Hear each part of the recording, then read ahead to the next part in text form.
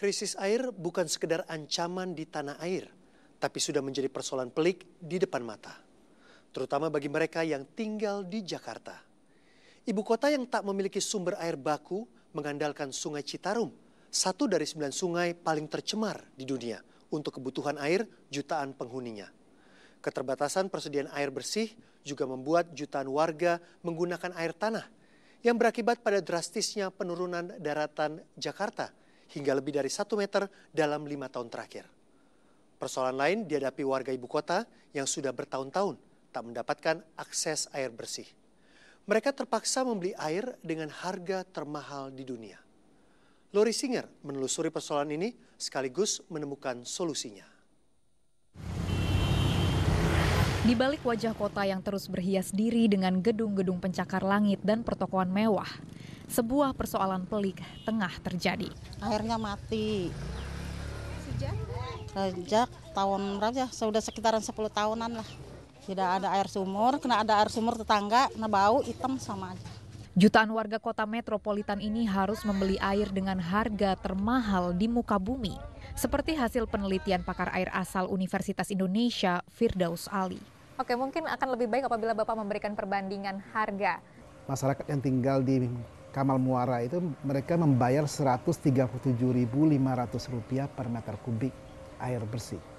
Padahal orang yang tinggal misalkan di Pondok Indah atau kemudian tinggal di Wisma Regata atau tinggal di Pantai Indah Kapuk, mereka kategori katakan rumah mewah, mereka kan bayar paling tinggi kan Rp6.700 per meter kubik. Ini justru lebih menyengsarakan bagi masyarakat kita yang golongan menengah ke bawah. Sangat, makanya saya katakan inilah harga air yang termahal di dunia. Dan dibayar oleh orang miskin. Kalau dibayar oleh orang kaya tidak ada masalah buat saya. Misalkan di Tokyo orang bayar air misalkan Rp70.000 per meter kubik, itu wajar. Kenapa? Karena memang ya mereka orang ya strata ekonominya sangat tinggi sekali. Jakarta adalah kota berpenduduk 12 juta jiwa yang nyaris tak memiliki sumber air mandiri. Sebagian besar kebutuhan air Jakarta bergantung pada Citarum, sungai terpanjang dan terbesar di Jawa Barat, sumber air bagi 28 juta orang. Masalah muncul karena sepanjang 70 km aliran sungai ini menuju Jakarta tercemar limbah kegiatan industri dan rumah tangga. Citarum bahkan pernah dinobatkan sebagai satu dari 9 sungai paling tercemar di dunia. 13 kali yang ada di Jakarta dengan 76 anak kalinya tadi, kemudian isinya sampah, isinya limbah.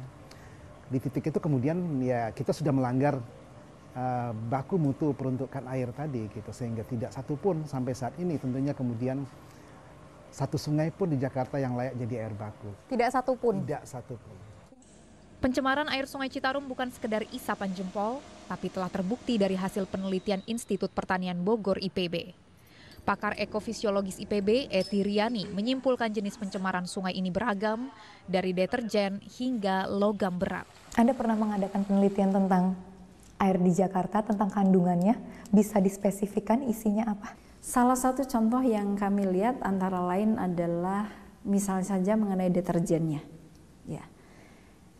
Deterjen ini adalah bahan yang sebetulnya kalau sampai masuk ke dalam tubuh kita itu akan sangat berbahaya. Berapa sih beban yang diterima oleh sungai dari pencemaran deterjen? Nah, ternyata setelah kami hitung itu untuk wilayah Bogor saja jumlahnya mencapai 800 kg per hari. Itu bisa kita katakan kurang lebih sama dengan 24.000 kg per bulan. Iya. Tapi Direktur Utama PDAM Jakarta, Sri Widayanto Kaderi, meyakini sumber air baku ibu kota masih aman. Jadi hingga saat itu kita masih punya riskan untuk minum air deterjen? Oh tidak. Jadi air deterjen itu biasanya muncul apabila di dalam air baku yang ada itu kadar deterjennya melebihi batas yang ditetapkan oleh SK Gubernur tadi. Selama itu tidak melebihi itu, semua itu bisa kita olah dengan instalasi yang saat ini kita punya. Saya tidak terlalu yakin kalau kita sudah aman dari merkuri dan logam berat yang lainnya. Kenapa? Karena selama ini memang itulah kenyataan yang ada di negara kita ya. Ternyata PDAM tidak mampu untuk memeriksa sampai ke logam-logam berat yang terlarut ya. Tidak mampu memeriksa seperti misalnya katakanlah pestisida yang terlarut. Jadi seperti merkuri, tidak ada jaminan bahwa itu... Merkuri itu sebenarnya dari sistem proses awal pun itu sebenarnya sudah bisa dilakukan penyaringannya. Dalam artian bahwa pada waktu kita melakukan koagulasi, terus kemudian pada waktu kita melakukan sedimentasi, biasanya merkuri itu kemudian tertangkap bersama-sama dengan vlog atau gumpalan-gumpalan yang kemudian diendapkan dan itulah yang terbuang. Krisis air di ibu kota tampaknya tak kasat mata karena persediaan air terlihat masih berlimpah ruah di sejumlah bangunan tinggi dan rumah yang mengandalkan air tanah sebagai sumber air. Padahal air tanah juga tak luput dari pencemaran. Iya benar dicicipin ini udah asin benar.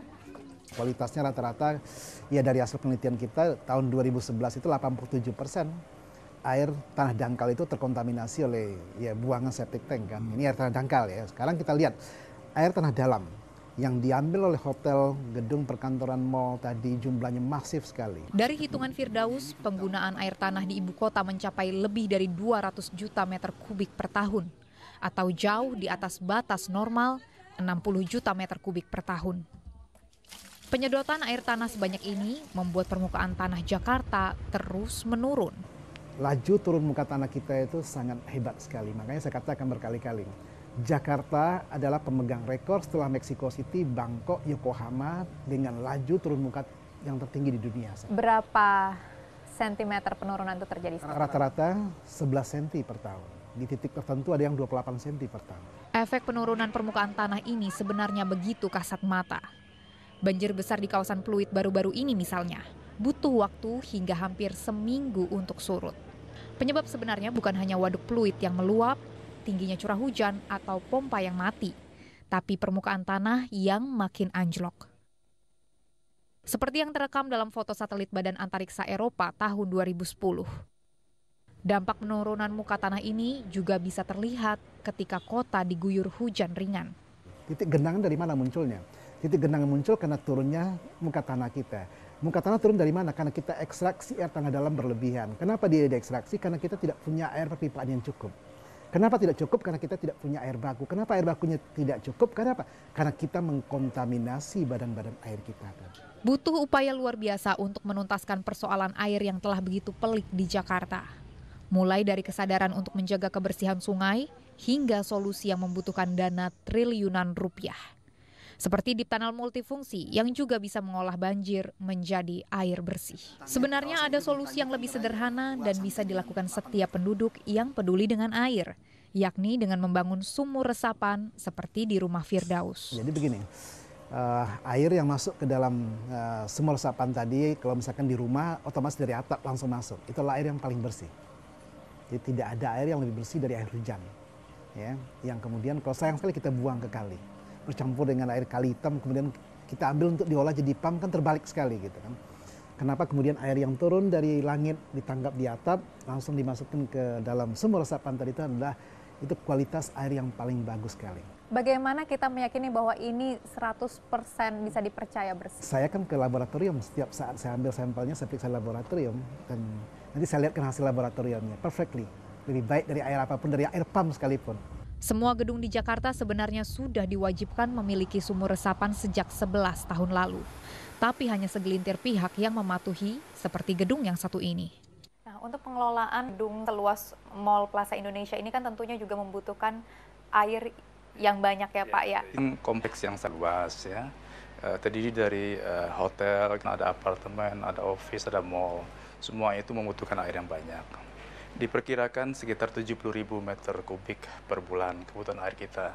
Dengan jumlah yang segitu banyak tentu kita memikirkan bagaimana supaya air kita itu kita bisa tanggulangi dengan backup sebagai air untuk suplai gedung ini.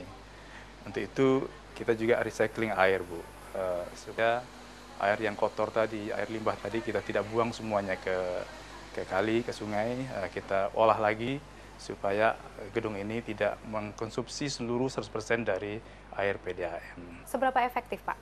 Kita satu hari inletnya air limbah sekitar 1.800 meter kubik per hari. Kita bisa memproduksi air bersih dari air limbah tadi sekitar 500 meter kubik per hari. Itu sih yang kita kualitas air bersih. Sehingga air yang buang ke kali itu peraturan dari KLH, lingkungan hidup, sehingga layak untuk dibuang ke kali. Kita kontrol setiap hari, setiap saat supaya tidak merusak lingkungan. Membangun sumur resapan di rumah lebih mudah lagi, tak sesulit dan semahal sumur bor. Ketika teknologinya telah tersedia, yang diperlukan adalah niat dan kemauan. Nah, ini kan persoalannya tadi adalah kalau masyarakat miskin ya jangan kesulitan, hidup saja mereka akan sulit. Di titik inilah negara harus hadir. Sumur resapan meningkatkan pasokan air bersih sekaligus menjaga tinggi permukaan tanah. Solusi alternatif ini sudah dilakukan hampir semua negara. Negara mana saja yang sudah menerapkan hal tersebut? Nggak usah jauh-jauh, ya saya bandingkan Singapura kan terlalu canggih. Bandingkan saja Filipina, Manila, kemudian Kuala Lumpur, kan orang Hanoi misalkan. Itu negara yang mereka belakangan dari kita. Indonesia sebenarnya memiliki sumber kelima, tapi sebagian besar, lebih dari 80%, berada di wilayah Papua. Sementara Pulau Jawa yang dihuni separuh penduduk Indonesia hanya memiliki persediaan air. Dalam kondisi seperti ini, layaknya diperlakukan sebagai barang berharga. Nyatanya masih banyak warga Jakarta yang belum menyadari perilaku mereka. Data PDAM menyebutkan sebagian boros air menggunakan air 3 kali lipat seharusnya. Juga banyak gedung di Jakarta yang menyedot air tanah sedalam 300 meter hingga rentan membuat kondisi tanah di Jakarta labil. Jika ini terus terjadi, maka ramalan Firdaus mungkin menjadi kenyataan. Saya yakin korbannya akan sangat masif sekali. Tahun 2050 nanti pinggir laut itu ada di duku atas persisnya. Dan Monas Istana itu adalah ya bagian masa lalu yang dikunjungi dengan menggunakan kendaraan amfibi atau kendaraan yang didesain pada tahun 2050 nanti yang bisa kemudian Low M, begitu dia masuk Semanggi dia akan keluar propellernya kemudian dia berjalan di atas.